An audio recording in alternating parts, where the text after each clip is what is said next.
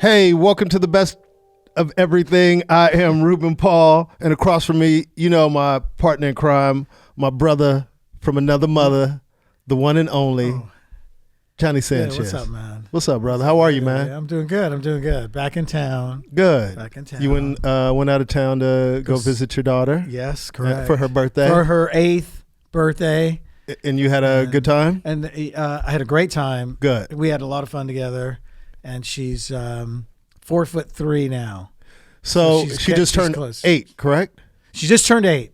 So what type of things does she enjoy doing now, as opposed to, has it changed a lot from 7 to 8? Yeah, way more. There's the conversations.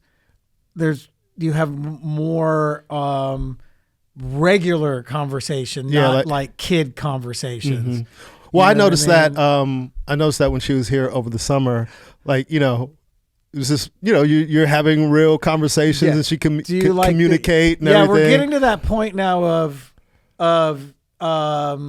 not so much. God, it's a weird. It's like it's a transition from toddler to kid, younger. I don't even know what the but it's different because we just sit and talk. And then sometimes, you know, you're driving or you're hanging out, and then she's like, it's very like, oh, well, Johnny, your phone. Oh, thanks. Hey, wait, do I hit share? You already did. You already did. So, and then you, all of a sudden you just break into like conversations of like normal stuff. Normal stuff like that happened. Well, how does that make you feel? Like, what did it make you feel? Well, not good, because they shouldn't have said that kind of stuff. Is already starting to, which is great, man. I felt like me and B bonded when she was here, because like you annoy both of us, I think, equally. Yeah, she rolled her eyes a few times. Yeah. You guys were on the same page. She's great, but so it was a great time, man, and it's a fun party. So tell everybody where you took her for her birthday. What the party was. Adrenaline. Okay, and explain to everybody. A trampoline jumping place. Okay. With probably 80 trampolines. Okay. And how did that make you feel, Johnny? I wanted to get on the trampoline. But how'd you feel watching the kids on the trampoline? Oh, I was a nervous wreck the whole time. and by the way, Johnny calls me. He's like, dude, it's like somebody's going to die every 30 seconds. Dude. And not to mention, we were kind of timing it. About every 10 to 15 minutes, you hear a kid crying. Really? Yes. And you just somebody's getting hurt. You know, I know we all got hurt. But these things here, man, you're not supposed to be running across them, and you know, the people working there are like, no running, and they'll make announcements. Remember, everybody, just jumping and no running. The kids are not listening. And they're running into each other. They're hitting heads. They're, you know, I mean, I had to take her to the emergency that last time we were there because some kid jumped when. I forgot that. So you double backed after you had an emergency the first time? I didn't make the plans for this. Yeah. Her mom made the plans. It's where B wanted to go. And I said, man, you know, that lump she got on her forehead last time was huge. So they did it, and it was a lot of fun. And I kind of wish we would have had stuff like that. But you know what? We had jungle gyms and monkey bars. You know what I'm saying? So, yeah. Wait, somebody have a question? Brogan Carter. Oh, well, when I get into a long convo with my mom, it goes for a long time, seeing them between different generations. Yeah, what's up, dude? By the way, from Tulare, California. Whisper out, Tulare, California. A lot of Tulare people. Thanks, bro. But she had a good time overall, and you'll probably never go back to that place again, correct? Oh, we're not doing adrenaline. We're not doing adrenaline again. You made that a point. We're like, I told Jennifer, I said, listen, how about a park? First of all, that place costs like $275 for the party. Oh, really? Yeah. Because you get a table and they serve cake. It's just funny that pizza. You're like $275 for that. $275 for a cake? Oh, we bought the cake, by the way. We bought the cake. They just supplied the pizza. Mm-hmm. Sorry. That's okay. $275, man, for a birthday party at a trampoline place. Can we do it just the park? What happened to park parties? And Mexicans are great. That's the Mexican coming out and you strong, boy. Everybody. That's the Mexican coming out and you strong. Hey, can we just do a park? A park would be better. I know. Let's do the park. Oh, really? There's somebody around that talks like that. You know what? By the way, at my family reunion, I really paid attention. I was like, nobody talks like that in my family. Period. Nobody. No cousins. No, you know my dad doesn't. My DNA changed, by the way. My Portuguese came down a little bit. My Spanish went up. Yeah, right when that 275 bill came, huh? Yeah, exactly. You went full Mexican. But anyway, it was a lot of fun, and we had a lot of really good and those quality are memories, time. you know. Yeah, I wish I could have stayed there for. I'm normally always there for her Halloween parade at school, but I had to get back. Yeah. But you know it's going to be hilarious when she's older and she's going to tell the story about her hitting her head and having to go to emergency. And she's like, Dad, why'd you even take me to that place? Exactly. You know? After all that. Yeah. You know what I mean? So. But anyway. I don't want to go any further without, addressing. We lost a great entertainer yesterday, Mr. John Witherspoon. He was a comic. Yeah, for a long time. A legend in the business. Yeah. Just iconic, man. I was talking to a friend of mine today, and I can't think of anybody, especially in the black community, that's more quoted than John Witherspoon. Like, it transcends generations. Yeah, I know. Like, even from Hollywood Shuffle, yeah. From hoe cakes, hoes got to eat too. Yeah. And of course from Boomerang, coordinate. You got to coordinate. Yeah, I saw that one too. That was another. Yeah. Bang, bang, bang, bang, bang, bang. Yeah. You know, those are just quotable. Yeah. Phrases that this man created, and he was just I didn't know him very well. I had just a wonderful interaction with him early in my career that I'll never forget. I think me and you talked about this privately. I'm not sure when I talked about this on the podcast, but this just shows you the type of, when I think of John Witherspoon, I just think of someone who was kind, because he was very kind to me. We didn't have to be. And I was just reading a lot of that, but I don't mean to cut you off. Really? It just seemed like there was a lot of the posts that I was reading were just people that were like, man, he was such a nice dude. I didn't have that kind of experience. You know what I mean? Mm-hmm. I just only saw him pop in a couple of times in the years at the Laugh Factory and whatnot. But anyway, go ahead. He was just really kind. And I remember when I first started, I'm saying just started, no manager, no agent, no headshots. Didn't really know anything about the business, and I had gotten seen by Robert Townsend, and I tested for a pilot, and John Witherspoon was already John Witherspoon at this time, and I didn't know what a network. It was for NBC. I didn't know what a test was. It was just basically, they saw me, they thought I was great, I was perfect for the part. I hadn't been.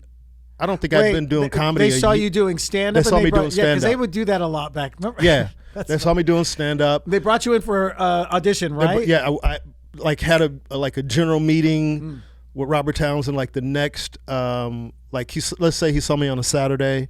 I was in his office on a Monday.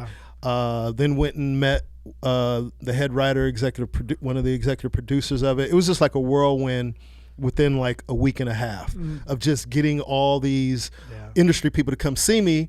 And I wasn't a regular anywhere but at the Comedy Act Theater. Oh, Comedy Act, okay. In the hood. Yeah. And at that time, you didn't see, I guess, Robin Harris, rest in peace, who was around before I was around, he would bring certain industry to the hood, but it wasn't something that they frequented. But I told you the story about Marcy Carsey and Tom Warner coming to the townhouse, in the hood to see me perform. I didn't know anything. They was just like, hey, these people want to see you perform. Yeah. But I'm getting away from the story. So it's the day of the test. And now, just so everybody understands how it was back then. They've seen you. They've seen me. Now, you had a general meeting, which they did a lot of back then. Mm-hmm. Sometimes they would cast people off general meetings sometimes.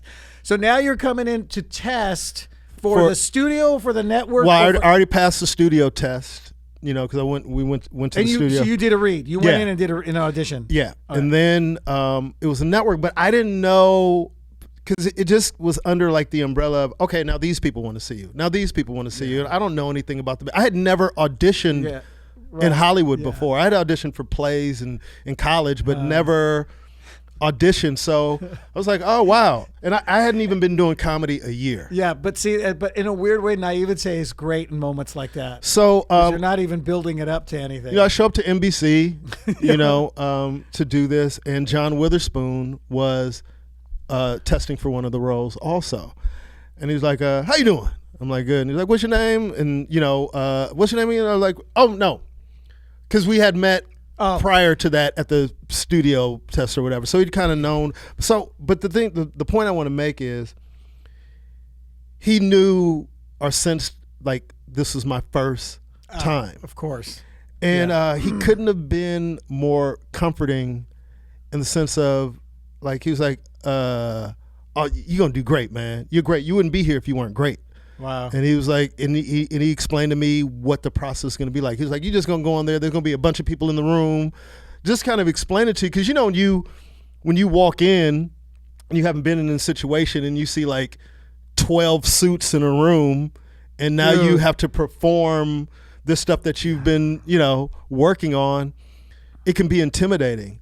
And the fact that he was John Witherspoon. He didn't have to. Yeah, he was already. He was already a star. Working. He was already a star. He didn't have to take time to talk to me, to comfort me. He was like, "Oh, you're gonna be great. You just go in there." He's like, "You already funny. You wouldn't be here if you weren't like just really, you know, pumping me up and giving me the confidence that you need to carry into a room." Now, I didn't end up getting the part, but the fact that he took that time to be encouraging to a young actor, young comic, and then I remember even after the test, just standing in the parking lot after the test. You know, usually you get in your car and you take off, you're out of there. We talked for like 15 minutes after. Wow. You know, just conversation like, hey, where'd they find you? You know what I mean? That type of stuff. And just, I mean. Let me ask you something. What was do you remember the project? I don't remember the name of it, but I know, I want to say it was called Sweet Home Chicago. And Eddie Griffin was the lead. Oh, I was going to ask Eddie you. Griffin was the lead. I would have been, you know, the co-lead, his buddy. Yeah. And then he was playing the he was. I can't remember. I mean, dude, this was 20 years ago. Yeah. Yeah. You know what I mean? Right. Well, shit, longer than 20 years ago. And it was just such a wow. Yeah, that's just a memory I'll never forget. But the thing that stayed in my mind was, you're great.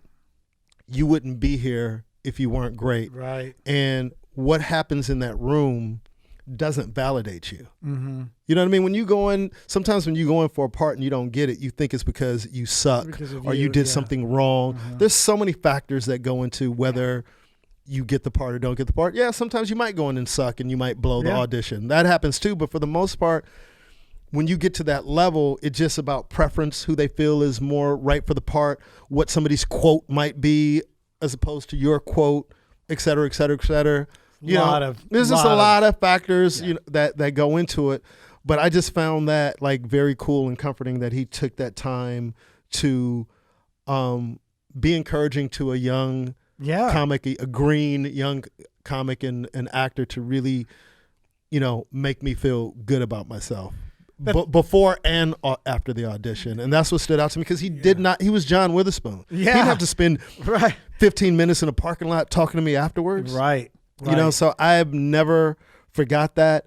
And that's a lesson that I carry with me to this day. Even when you go in to an audition now, you just know you just go in and do your best and whatever is going to happen is going to happen. And it doesn't, you know, justify or validate your talent in any way. Oh, of course. And by the way, just I'm asking for myself. Yeah. In case really for myself, but somebody else might be wondering. How did you feel? Because you really wouldn't have known the difference of you hadn't been auditioning before that for that. Yeah. So how did you, looking back now, how did you think you did in that room of 12, 15 people, all suits? To be honest with you, Johnny, I have no idea. Oh, you kind of don't. I have no idea. I just know.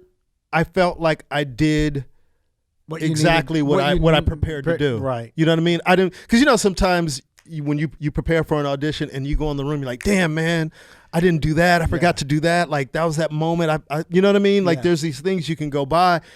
But I just kind of felt like I did what I rehearsed. Right. You know, and you didn't really have anything to compare it to as far as television. To. Yeah. And what people but another lesson that I learned, which is interesting, which he didn't tell me, but who would think to tell somebody this is, you know, in Hollywood, when you don't get the part, nobody calls you to tell you you don't get the part. Right. You know what I mean? So you're just kind of waiting. So I had been through all these steps. Up to that point, everybody loved me. I was this new, just waiting young. and waiting. I'm just waiting like, yo, when we gonna start shooting this? Yeah. And Marcus King, shout out Marcus King, who was helping me at the time. Like, I had no representation at all. Right. And he was just, you know, I knew him through a friend, and it was like, yo, this is Marcus King. He represents all these people. And Marcus was gracious enough to kind of give me guidance and advice. So I remember him calling me. He's like, how did it go? And then I was like, I thought it went great. And he was like, you didn't get it. And I go, they called you? He was like, nah, man, they would have called you by now. I was like, really? Yeah. He's like, yeah, man. Well, he goes, usually when you go in and test for something, you'll know within an hour. Sometimes on the way to the car, you know. You'll get the call on the way to the car. Yeah. Yeah. And it was just one of those things where you're kind of waiting and it's like, oh man. Like, and you didn't know, you had nothing to reference this to. Nothing to reference to. And so Marcus didn't sugarcoat anything. He was like, oh, you didn't get that shit. Yeah. I was like, well, how do you know? He's like, dude, they'd have called you by now. And it was like the most blunt, this shit is over. Yeah. Move on with your life moment. You know what I mean? Like, once that project is over, it's over. You have to let all that go, all the preparation, the work. Because you're immersed in it. You know, when you're up for a project, you've done the meetings, now you prepared for the audition, and then you went in and you did it. And then depending, like when I look back, testing's a big deal, by the way. Testing is a huge deal. Yeah. And but I didn't even know back then. Yeah, you didn't. You know what I mean? Yeah. And then you go through this period of time, and then when I tested with other projects in the future, then you start feeling a little bit of the pressure because you realize the magnitude is like, after this audition, it's like, you know how much money you're going to make, you know, you'll know if you got it, et cetera. You got to get the contracts ahead of time. And especially if you start from like a pre-read. You know, I remember testing for a couple of projects where you do the pre-read with the casting director. Then you come back and do the read for the producers. Then if that goes well, then you go to do the read for the studio. And then if the studio likes you, then you know what I mean? It's all these And then on that last one for network, they're all in there. Everybody's in there. And sometimes there was numbers of up to 20 sometimes when you walk into a room like that, man.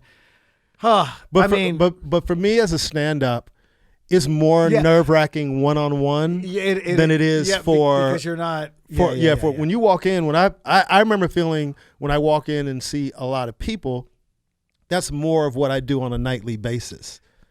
You know what I mean? Performing in front of an audience, as opposed to performing in front of two people. True. You know, so I'm just saying for me, I'm not saying that's for everybody, no. For me, mentality-wise, the more people in the room, the better, because I feel like my odds are good to make more people laugh. Like if I got 20 people in the room, my brain goes, man, I know I can make at least 14, 15 of them laugh. You know what I mean? If not all 20. But if it's two people in the room, you know what I mean? Like your odds are like. Yeah, I was always 50-50 with that, because sometimes in a bigger room, some of them, it was a great room. You know what I mean? So you walk in and they hey, John, hey, welcome. Hey. And then you get in some of those other ones, they're not like that at all. Yeah. And it's cold as ice. It's an ice box in there. Yeah. And now it's more people that are not giving you anything, any love or support.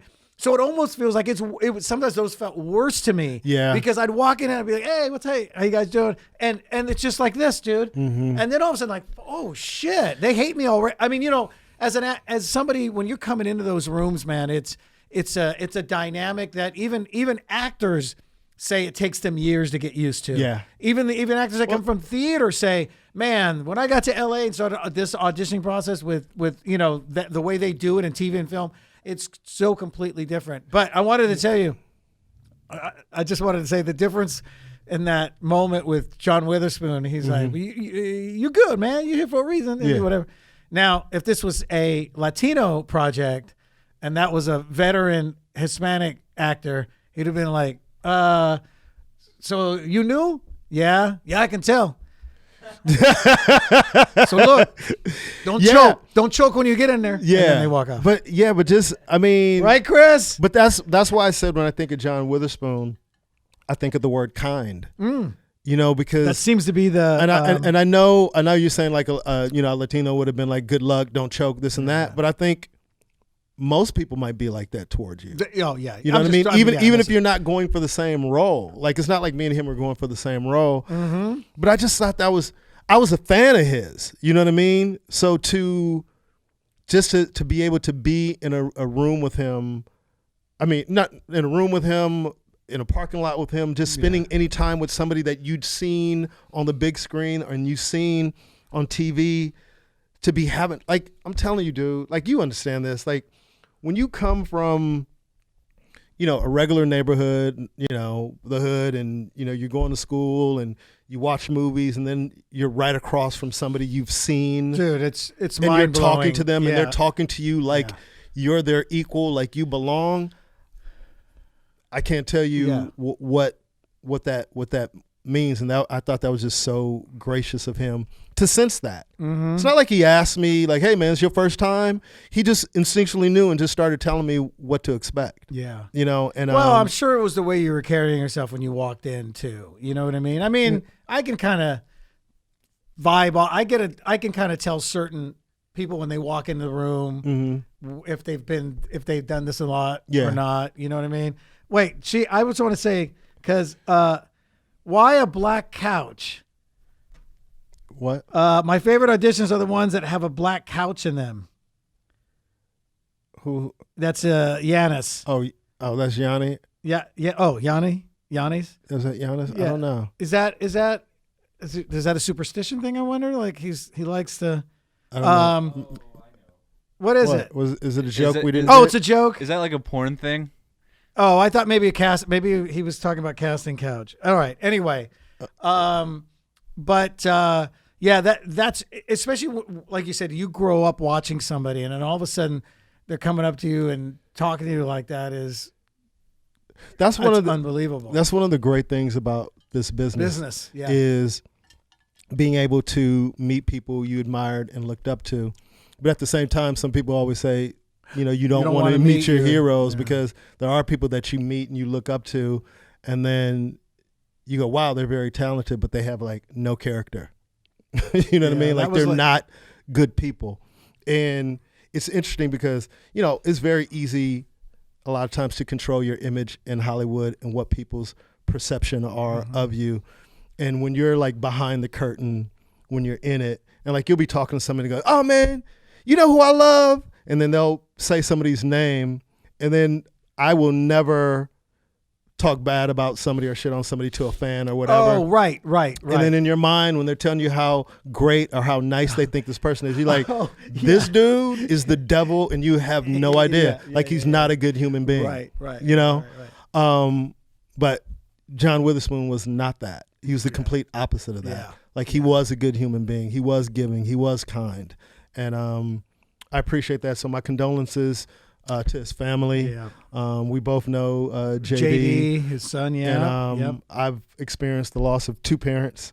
So I understand what that pain is like. So my condolences to the family, and we've lost a great one in the community. Yeah, man. And I mean, 77 is still, and he seemed like he was. Well, wasn't he around still? No, he was still working. Doing some spots. Yeah, he was still working, and he was just on D.L. Hughley's show last week. That's what I saw. That a lot of people posting. What's funny about him is my nephew Richie. When he was somewhere around his late teens, maybe early 20s, he would always tell my dad how much John Witherspoon reminded him of my dad. Okay, because my dad is my nephew Richie's grandfather, and you know why? It was specifically the way John Witherspoon, whether he did this in real life or not, but as an actor, it was the way he ate food. Remember, he would eat and he'd always go, yeah. Oh, I eat. So my nephew Richie always used to say, he was like, Grandpa, he reminds that guy, because he would always tell my dad, there's this actor you got to see, reminds me of you, Grandpa. And then my dad's like, really, who? And then he's like, he saw him like in a promo or a trailer. My dad's like, him? The black guy? And then my nephew, yeah, it's just when he's eating. I'm sorry. Speaking of Grandpa. I'm sorry. All right. Anyway. Just some. This is some. Hey, what's up, Josh Nasser? He said, "What's up?" He loves both. Nasser Arafat. Of course. What's up, Nasser Arafat? Oh, Leanne Moore told us the black couch is a porn joke. Oh, it's a porn joke. Yeah. All right. Well, Chris is a porn fiend. Thank you, Leanne. Thanks, Chris, with your sticky shoes. The time he comes in here, he's all like, "Oh, you have fun last night, Chris?" Where would he get sticky shoes from? He goes to the actual, the dry. Are there even any porn movie theaters left? Van Nuys. Oh, it's interesting that you know. He lives right near Van Nuys and Roscoe. Do you got like whisper out Roscoe Pico? Do you like a VIP? Are you like a platinum member at this place in Van Nuys? I was just trying to make. Hey, Johnny, we held the movie for you. Me? He's the one who knows all about the. But you know the location of a porn house. I didn't even think they still existed, man. Yeah, I'm sure there's still some. You see some of them on there's one I think on right there on Hollywood, a little east of Highland. One of the streets, they got one of those ones that says magazines, videos, and all that. It's like on Cherokee or something. It's probably not. Oh, wow. Yeah, I'll take a picture of it next time, and then I'll share it with everybody. And then I'll wait till. Have you ever been in one? What are the video ones? Yeah. No. What other ones have you? No, I'm talking about the ones where people go in there and watch videos. Like back in the day where Pee Wee Herman got popped. Like that's what I'm talking about. No, I never did any of those. Yeah, just regular stores. Yeah, video stores. Video stores. Yeah. Remember back in the day when you'd go to a video store and they would have it was a combo of both. Yeah, they would have a porn section with the curtain. And if you went in that curtain, you'd like. Because you didn't want to come out and like have some chick look at you go. Yeah. It's funny how everybody they would go nasty. like they'd be going like this. They'd be fake looking at stuff. Whatever section was closest to the curtain, it was all like. And then this. you then slide into. And then it was like. And then on the way out, that's when you have to like take a peek to make sure nobody. You got a little mirror trying to see if anybody's around the corner. Mirror on the shoe. Then you come out and then you immediately go because you already scoped out the other videos, the regular movies. Then you go and you walk out and then you go immediately to what you wanted to rent as well, and you put that on top. Wow, you sound like you have a lot of experience doing this. Then you walk up there like that, and then it wasn't always like, "Are you ready, sir?" Yeah. And then the guy's like, "Let's see. Oh man, I gotta fix the receipt paper. Hold on a second." And sitting here like, "Yeah, can you just? Hey, can I just pay? Can you write it out and I'll pay you later?" Anyway, Ruben was at a lot of those places. Yeah, whatever. Chris is always there still, and but anyway, John Witherspoon. After my nephew brought that up, anytime I would see him in a promo for anything, he just reminded me of my dad after that because just the eating thing alone. He could eat, dude. Even he was funny eating. I was just gonna say, man, dude, John Witherspoon was one of those people that as soon as he came on screen, you start smiling and you're ready to laugh. Yeah, you're ready to laugh. Even with that scene in Boomerang when he blew up the bathroom. But he had the mushroom. Well, you probably don't remember. I don't remember. Yeah. It was so long. I mean, I haven't seen. Dude, I watched Boomerang once, dude. How many times did you see it? It's a staple in the black community, dude. That's one of those movies like Coming to America I love Boomerang. But anyway. Oh, wow. So you watched it and then it kept coming back. Yeah. Well, Boomerang. Oh, Jesus. But anyway, my point. That's for Brogan Cardoza right there. That's for Brogan Cardoza right there. Okay, let's not do it for Brogan. Hey, what up, Eddie? Edro. Eddie, I'm about to come over in a little bit. Anyway. Hey, Eddie. Yeah. He was just one of those people that made you smile as soon as he came on screen. As soon as he came on screen, yeah. And he was just naturally funny. In that scene when Eddie Murphy was talking to him, I don't know this for a fact, but it just seemed like a lot of that was improvised. And you could see him, like Eddie, with this grin on his face. Right. You know what I mean? Yeah. Because he was just funny. Funny. Just a funny guy. Funny. Was he, and really now, nice. was he like that off stage, or was he a little more serious off he was just kind, man. He's just a nice guy. Hey, how you doing, brother? Hey, how was going? Hey, he was that. He was just nice. Right. And because he people take it for granted. Yeah, I know. Not everyone is nice, man. Especially at his level when he doesn't have to be. There's a lot of people who, are at a level and they know they don't have to be nice, and they're not. They're not kind. They're not welcoming. Yeah. They do treat you different. They let you know that they're on a level, or they feel they're above you. They feel like they're above you, and they carry themselves like that. Yeah. And then there's people who are just cool, man. Yeah. Just nice. And rest in peace, John Yeah, Witherspoon, man. man. And now, but you'd met him before, though, right? Like, it was really just sort of like hi at the, not like formally met him. You know what I mean? I didn't, and I don't think I ever did a show with him. I don't think I was on a show where he popped in and jumped on with us, like on the lineup or anything. I saw him pop in a few times at the Laugh Factory. Yeah. But I didn't get a chance to do that. But he was already, wasn't it? You see some old photos, man, and he used to wear a suit and everything, right? A long time ago, wasn't he really? I'm talking way back. I'm not Early sure. Years. I think my first recollection of John Witherspoon is Hollywood Shuffle. The Robert Townsend, of course, movie that dude. made that, Robin and I'm gonna get you, people. Sucker, were two of my favorite early. But the movies whole of thing, theirs. hoe cake, hoes got to eat too. Like that line is just transcendent, dude. I just remember just always quoting John Witherspoon's like bang, bang, bang, bang, bang. Like those are things that are quoted. And a buddy of mine who lives in the Bay Area, and I was on the phone with Lionel B, and he came in on the three-way. Lionel connected him, and he was like, "Hey, man, I just heard some bad news." And I had just told Lionel I thought John Witherspoon was one of probably the most quoted actor, at least in black movies, that I can think of. He goes, "Man, I heard some bad news." And then me and Lionel's like, "Yo, what happened, Lloyd?" He's like, "Bang, bang, bang, bang, bang died." You know what I mean? Like that tells you, right? You know what I mean? He Like just had to say that. Yeah.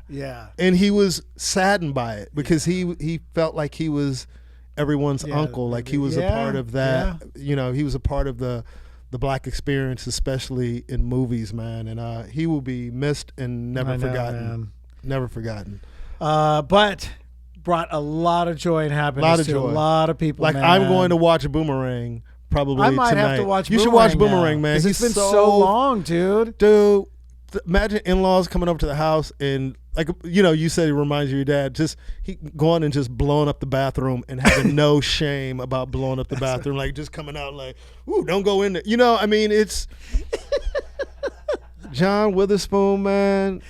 Thank you. That is kind of like what my dad used to do, but my dad used to ask for matches. Are you serious? When we'd be visiting somebody's house. After we eat dinner, he'd go, "Anybody got matches? I need some matches." And here's the thing, like using the bathroom is. He was a lot like my dad. No, using the bathroom is natural, like it's a natural thing, but in black households, that shit is disrespectful. It's like, man, you knew you had to shit. Why didn't you go shit before you came over here, dude? Don't be shitting in my house. I mean, even if like you got a certain friend's house, like hey, don't shit in my bathroom. Don't shit in my bathroom. Pee only. Nigga, don't be in there longer than 5 minutes. So I'm knocking on the door. Like it's like you use the bathroom you take a dump at your house. You don't. But man. But some people come over and they eat dinner at a guest's house, and then they gotta go. You know what you do? You go, oh, I gotta go. That's what you do. You don't go blow up somebody's bathroom.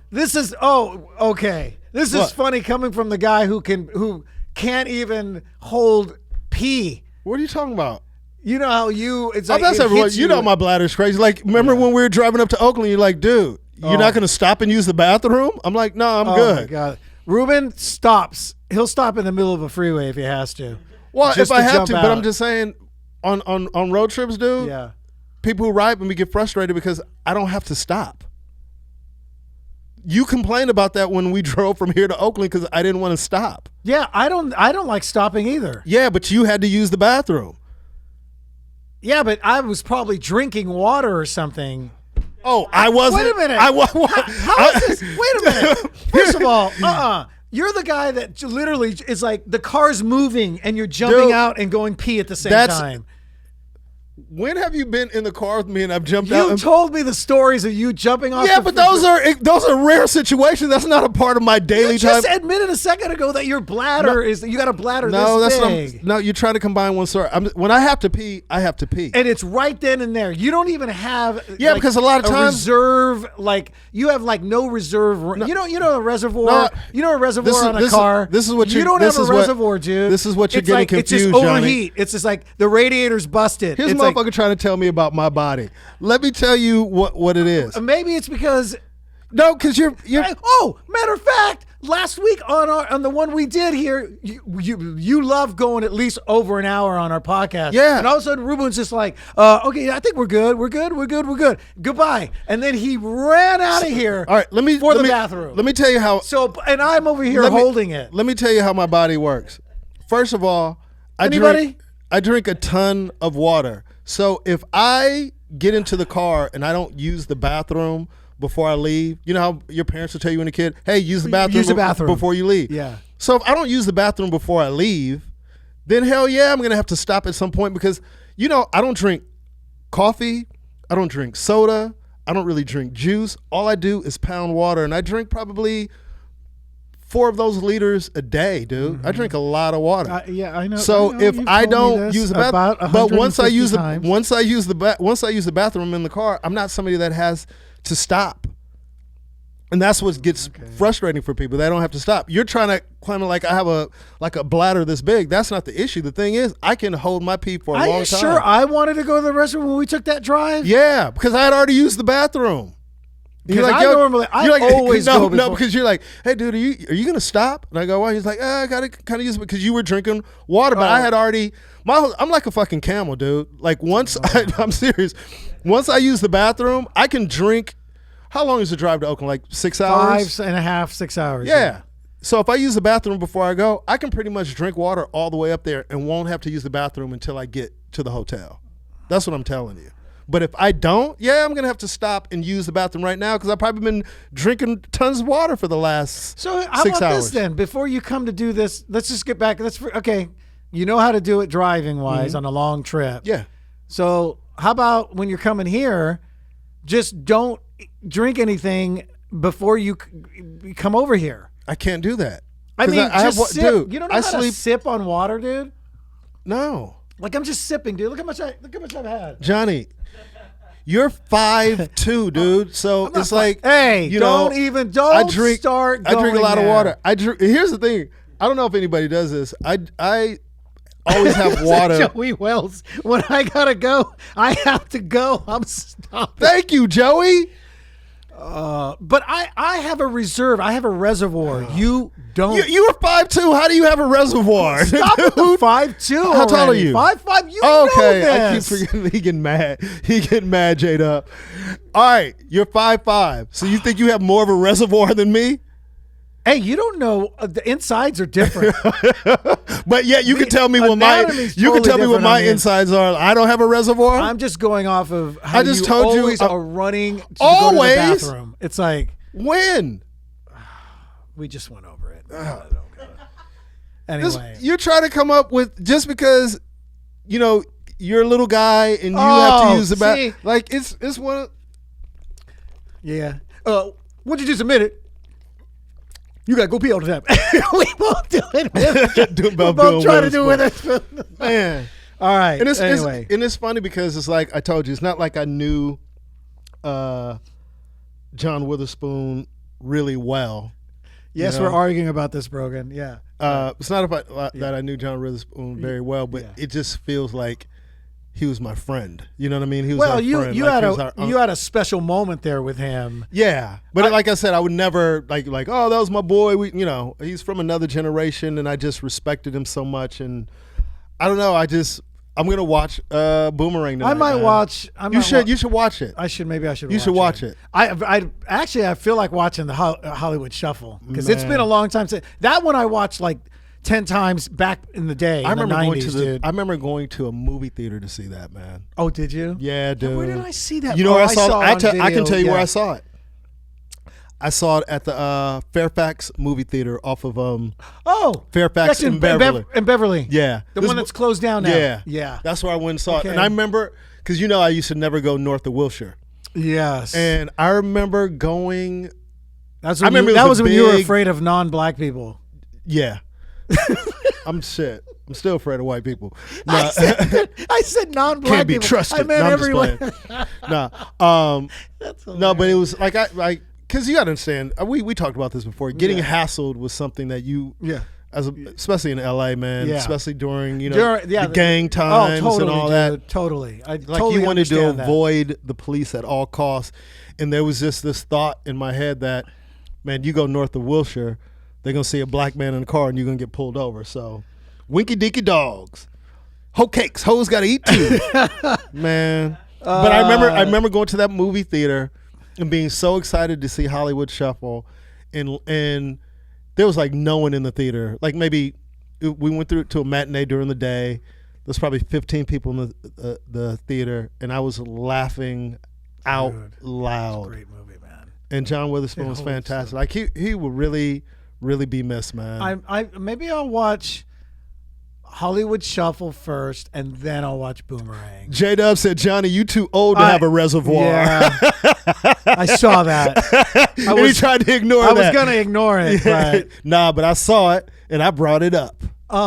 Yeah. So why you got to talk like that all of a sudden? No, you did it. You did it. You know what, man? You got all G-heado on me. You know what we're going to do? I'm going to put together a racism test. And see how many questions you get wrong. I have a feeling, dude, just like your DNA test, we're going to find out some different shit about you, man. You always break into this, No, I just did what you did. You were the one who was like, you went like that. So I went, yeah, And how do you know that's a black guy? It could be a white dude. Really? It could be a white dude. Oh, how do I know it's a black guy? You've never heard white dudes that talk like that? How about when you go, hey, what's up, motherfucker? Shit. Who are you doing? That's our thing. Yeah, but who are you imitating? All kinds of people say motherfucker. You're so full of it, dude. All right, yeah. What's up, motherfucker? See? What's up? Yeah, but that's our thing. And why you doing that? See, you went into that when you did it. What's up, motherfucker? Okay, you know what? Yeah. You keep bringing this up. Yeah, you're going to stop. Yeah. High five. Remember, I got a sore throat. Anyway. Yeah. So you're going to stop imitating black people? I'm just going to do it. You say it to me. So next time we're performing on the show, and you go into or what? And you start going into one of your black bits, I'm like, hey, Johnny. No, Johnny. I'm not talking about that. I'm talking about us greeting each other. So I got to do my characters. Okay. I got to do my real characters. Anyway, but this is how it is. You know how we walk. This is how Ruben and I greet each other all the time. Hey, what's up? Right? We go. Do it. What do you say to me? You see me. What do you say? Hey, what up, Johnny? How are you, brother? No, you do not. That's exactly what I say. Go, hey, Johnny. Anyway, how are you, my friend? Ruben goes, yeah. Ruben's always out. What's up, motherfucker? And I go, what's up, motherfucker? So now it's gonna be different. You know what? I will admit, I do say what's up, motherfucker, when I see you. And I say it to you sometimes first. Okay, yeah. But now it's gonna be like. All right, so let's practice. Like I just walk in. You don't want me to do it anymore? Like, yeah. Hey, what's up, motherfucker? Hey, what's up, motherfucker? Really? Yeah, I'm just doing straight. What's up, motherfucker? That felt offensive. Why? Why are you imitating a white guy now? Why can't you just be yourself? Hey, why? Hey, what's up, motherfucker? Like, what's wrong with you? Howdy, motherfucker. You're an idiot, man. All right, so then you say motherfucker. Just go, what's up, motherfucker? Hey, what's up, motherfucker? Órale, pues. There, is that what you want me to do? Oh, now you're Mexican all of a sudden? My Spanish went up, my Portuguese went down on my DNA. Yeah, after you have to pay $275 for a party. Johnny, all the Portuguese left Johnny's body when he had to pay $275 for a birthday party for your daughter. Come on, man. Come on, man. Come on. Come on, man. Come on, man. What? Come on. You're such an asshole. By the way, in case anybody this is for the, well, no, it's for anybody traveling to LA. I didn't realize that when I came in yesterday was the first day of the new Uber Lyft area. You can't get picked up at curbside anymore. And with Uber and Lyft and on arrivals, you can't do on that? on arrivals, no more. I mean, not arrivals, departures. No, on arrivals, you can get an Uber there on departures and get dropped off. You cannot get picked up curbside anymore. They've gotten rid of it. So you have to go to a lot. Oh, I wish I hadn't told you. I thought you knew about it. This way you would have shown up and been looking for it. Well, what do you mean you have to go to a lot? You gotta go downstairs to arrivals. Uh-huh. And it's called LA Exit. You would have thought I came up with this pun. LAX and then -IT. That's the new name for it. All right. I fly in last night. It's the first day they're doing it. It was total mayhem, dude. Really? You either if it's just the parking lot is just east of Southwest Terminal 1. They turned that whole parking lot into a rideshare area for everybody to get a ride. That's kind of smart. Well, it might work its kinks out, but for right now, it's. So how do you get there? They have a shuttle to take you there? Well, you can either look if you're in terminal 6 and 7, then just walk across to terminal 1 and then take a right. Okay, and then it's probably easier than waiting for the shuttle. The problem was landed in terminal 5, then we're waiting out there because we see a thing that says Uber go to the green thing. So we were like, okay. And we keep seeing the LA exit shuttles go by. We're like, hey. Although every single one of them was jam-packed. People's faces smudged up against the windows. Jeez. So nobody would stop. Then some older guy goes, oh, you guys, they're not going to pick you up here. You see that green, the big pillar is painted completely green, like the green screen. Mm-hmm. So then we walk over there. Same thing. They're going by. We're trying to wave them down. They're jam-packed because they're picking people up from Terminal 1 and going all the way around, right? Mm-hmm. So then I decide I'm going to just walk across. So I walk across to Terminal 1. Terminal 1 is Southwest, right? It's Southwest. Okay. And I take a right. And now as you're walking, you just see a sea of people, dude, in this parking lot. Holy And you're going, what is this? And then they go, what are you guys doing? Uber or Lyft? Uber is zone 2D and 2C. Lyft is 2. Taxi is the line, dude. I was probably behind 100 people when I got in line. Are you? And I'm not me? exaggerating. It was probably more than that. And we were like, what?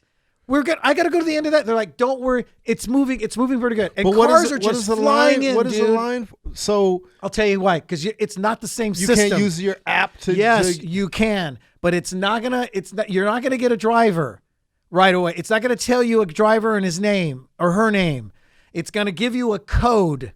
Okay? 4 numbers. Check this out, dude. Me? Check this out. This is what. So we're all going. So we get in line, and then I start asking people. I go, I don't have anybody's name. Do you have it? And they go, no, we just got a code. And I had a number. I'll just give you the number I had. 1734. That's the number. As we wait in line behind 125, 130 people, they're just bringing cars through. These guys are flying in. They're going like, come on, keep it moving. We kept going, how do you know who your driver is? So finally we get up, they got stations when you get there. Go to number 18, go to 17, you're at 16, you're at 15, and they got little cones with a number on it. So we're like, that's my driver? And they're all, just go. It was like fucking mayhem, dude. Whoa. Finally I go over to, I go, how do they know it's the guy? And then they go, just jump in. So some dude pulls up because they try to keep the cars just moving and piling up. And then people jump in and then they bring them in more, right? So how do they know your location and where you're going? So it knows that you're there. The app knows where you are and that you're right at the station. Okay, so they know your destination and all Correct. that stuff. So you got to get in the car that matches your code? That's what we thought. We were like, damn, how are they doing this? Oh, this is stressing me out now. now. You should have seen everybody last night. So they just go, jump in. I go, this is my car. And the guy gets out, pops his thing. Right. I get in, and then he's like, what's your code? Give me your code. So I give him my number, and he puts it in, and now I pop up on his system.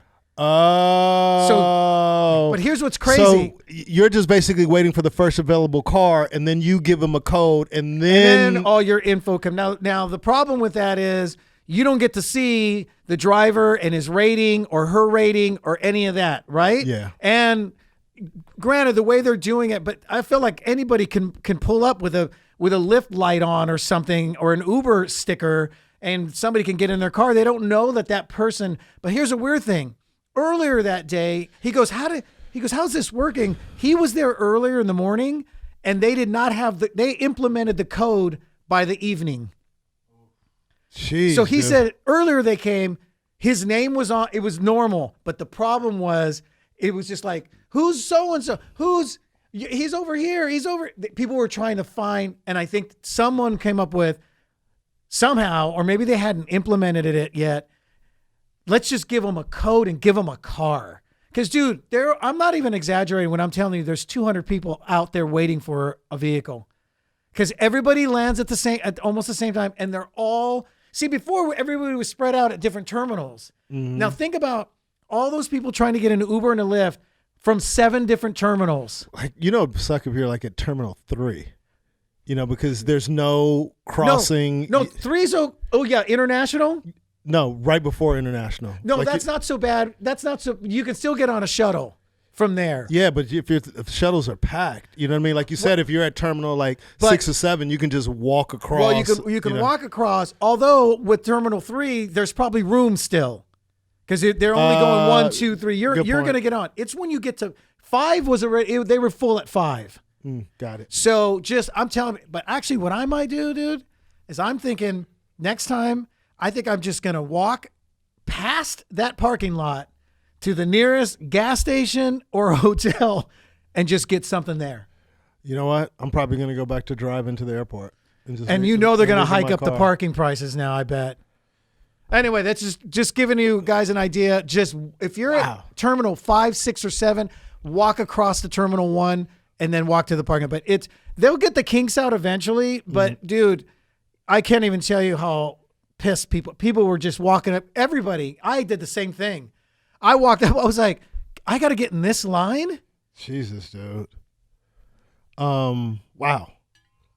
That's stressful. And then my driver was talking so much he wasn't paying attention. He missed the exits on the 405, and we had to end up taking the 101 to my place in West Hollywood. So I could only imagine. You're wound tight anyway. You must have been, dude. And get this, we landed at 7:30. I got home at 10. Wow. I didn't even get my lift, lift until because he went long too because he went the wrong way. But I got my lift at 7:30. He picked me up around 9. Yeah, he picked me up around 9:15, dude. Wow. So it took over an hour and a half to get the ride. Whereas before you walked out at departures, pay attention to me when I'm talking. I'm listening to you. You know what? You know who's going to be the guy going, John, he's going to be like this at the, where do I go? Really? What did you say? You think I would actually call you from the airport to ask you from Zip Zap? Hey, motherfucker. Hey, motherfucker. Hey, where do I go, motherfucker? Oh, please. Man, can you just come get me, motherfucker? Can you come get me? Are you doing Pierre now? Is that who you're doing? That was Pierre. That was Pierre when you do your imitation of Pierre. Shout out to Pierre, man. I just want my oohs and ahs. I ain't seen Pierre. Oohs and ahs, motherfucker. Oohs and ahs. Oohs and ahs. And he would have a straw and like he was smoking it. He'd go like that. He'd ash it out too. Funny dude, man. Listen, I want no laughs. All I want is oohs and ahs. Oohs and ahs. Pierre, shout out to Pierre. I haven't talked to Pierre in a minute. Anyway, but what I was looking at was, before we get out of here, because we pretty much dedicated this podcast to the great John Witherspoon. It's just this body of work.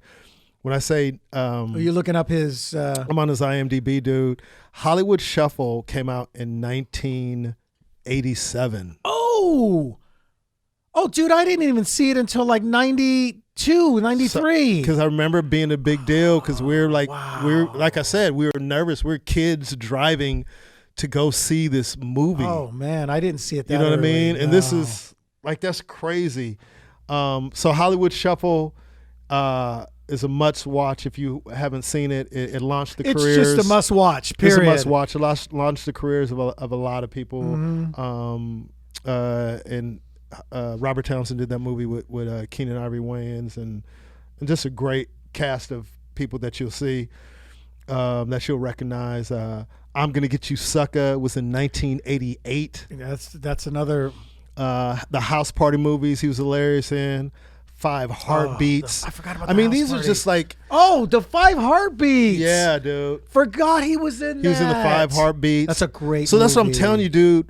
Before I even ran yeah. into him, he had done Hollywood Shuffle and I'm Gonna Get You Sucker and Five House Heartbeat. Party, the 5 Heartbeats, Boomerang, Bebe's Kids. Like, it was, I don't know, his body of work, like I said, just in the black community in general was just legendary and iconic. And I think it did transcend race and just black films. Everybody, yeah. But I just know as a black man growing up, wanting, watching so many black movies and him being a staple in a lot of films and him being brilliantly funny in a lot of films. But yeah, man. his body of work is crazy. The Fridays movies, Dude.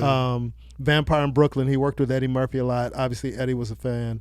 The movie Sprung, which is another hood movie that a lot of that's just a part of my upbringing. Yeah. Bullworth, Masterpiece, I Got the Hookup. Dang. He was in a Jay-Z video, Just Wanna Love You. I remember that. That's a great video. If you ever Google Jay-Z's I Just Wanna Love You, then watch that. He's hilarious in that. The Ladies Man, Little Nicky, Dr. Doolittle, he was hilarious in that. Soul Plane. So funny. I mean, the list goes on and on. So Hey, man. I'm gonna watch some John Witherspoon movies. You're gonna man. watch, and a lot of times he wasn't the star or the lead in the movie. But he was a scene stealer. Like, Dude. You knew he was in the movie, man. He had That presence. moments, man. He had unforgettable moments, and man, he'll be missed. I remember it was during the show last night when I had gotten off stage, and they were like, "Yo, did you hear?" I was like, "Yo, John," and I was like, "No." Yeah. I almost texted you because I had just gotten home, and a little later they did a breaking news thing. Oh wow. And I was gonna text you, and I realized you were doing your show. I was like, he's gonna hear about it right now anyway. And it was it was crazy, man. Just to hear that news, and it's like, wow. Well, You know what I mean? Just that the moment of people mortality you look up kicks to, in. and I know, you just go, man. wow, I'm never gonna see this person in person again. I mean, he'll live in our hearts forever, but just to know, like, we're not gonna bump into him anymore. Mm-hmm.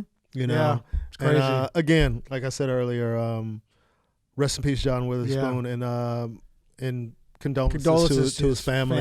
And JD, we know him. We see him at the Laugh Factory. Yeah, and JD pops by the show. Yeah.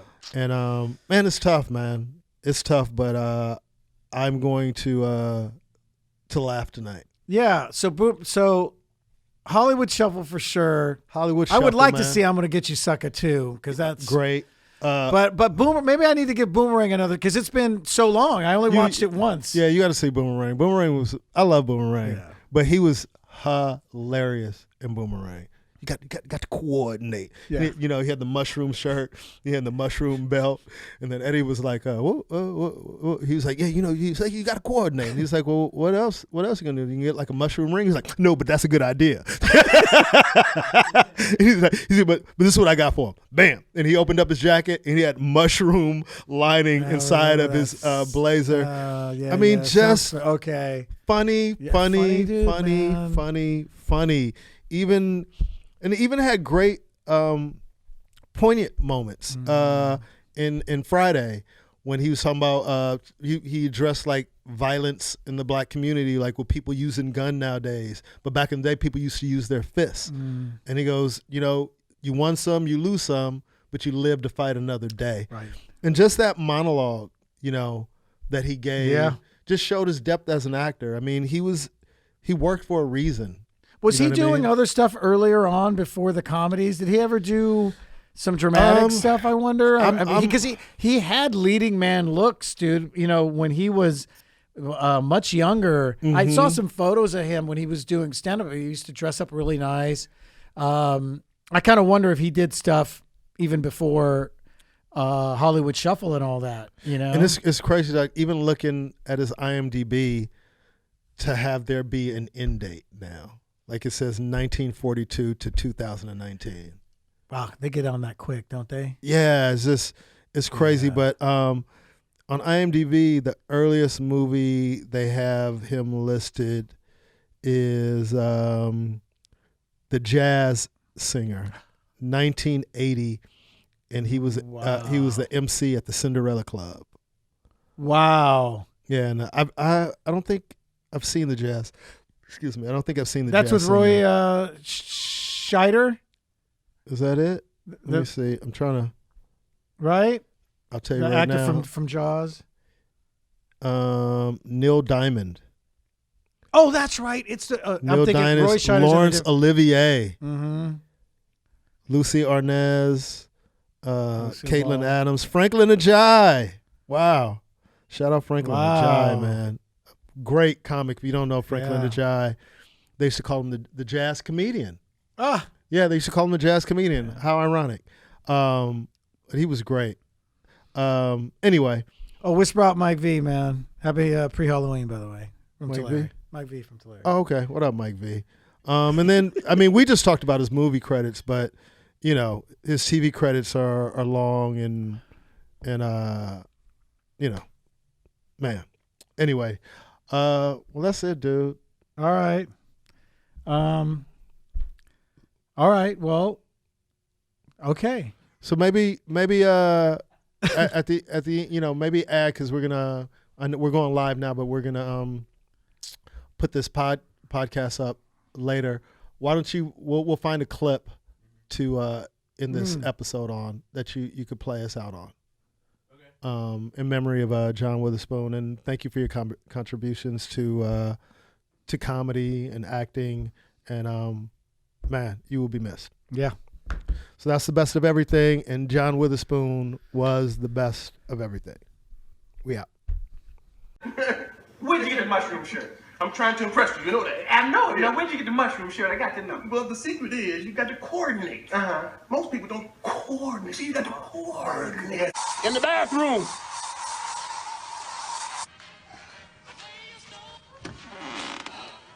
Oh, man, I'll wait till you come out. Boy, bring your ass off up in here. What you talking about? You wait till I come out. I smelled your shit for 22 years. Now you can't smell mine for 5 minutes. Well, you know how she was smelling when she was alive? You can imagine how she smelled when she started decomposing. She was fucking up the whole house. Woo!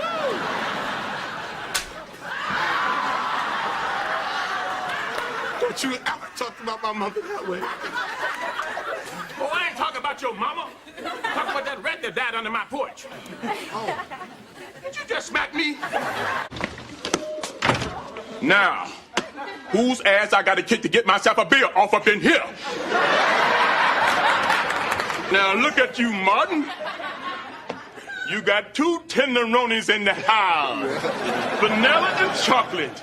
2 big old dips. You just like your Uncle Boy. Aha! Reach for the sky. Who you talking to, sonny boy?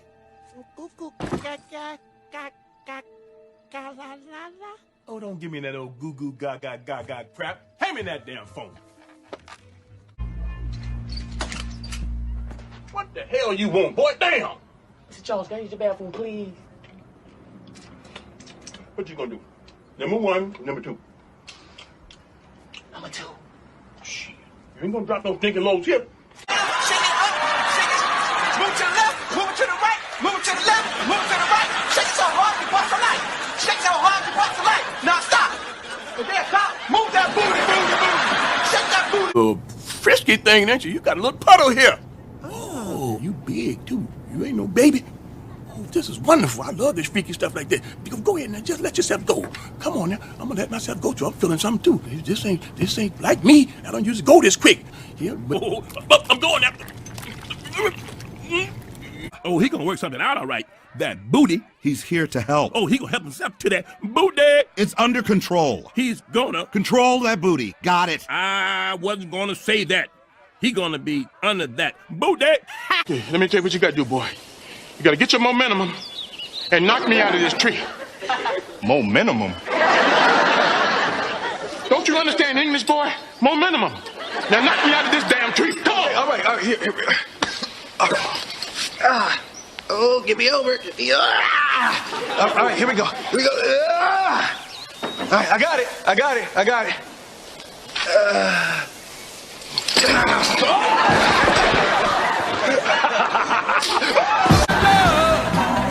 Goes bang, bang, bang. You better run for cover. You still better bang. And my love goes bang, bang, bang. It's gonna be you and me again.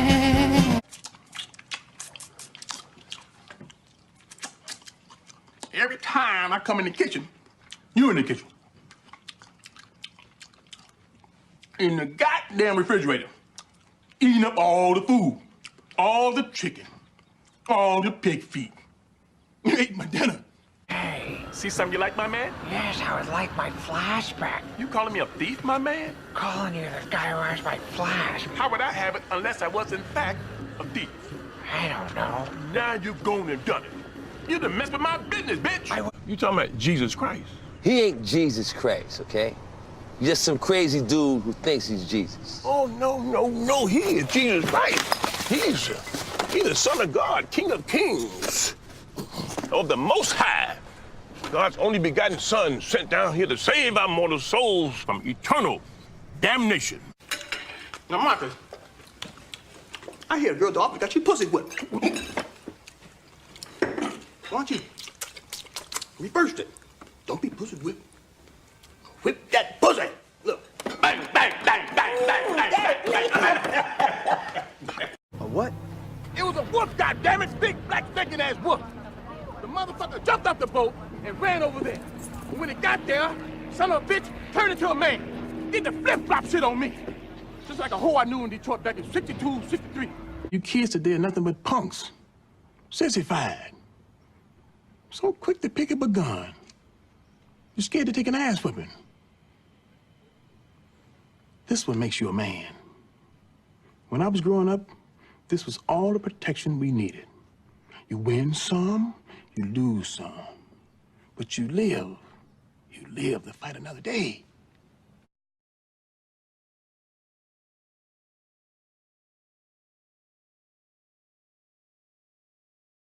Ruby motherfucking Tuesdays. This show is all about diversity and bringing everyone together.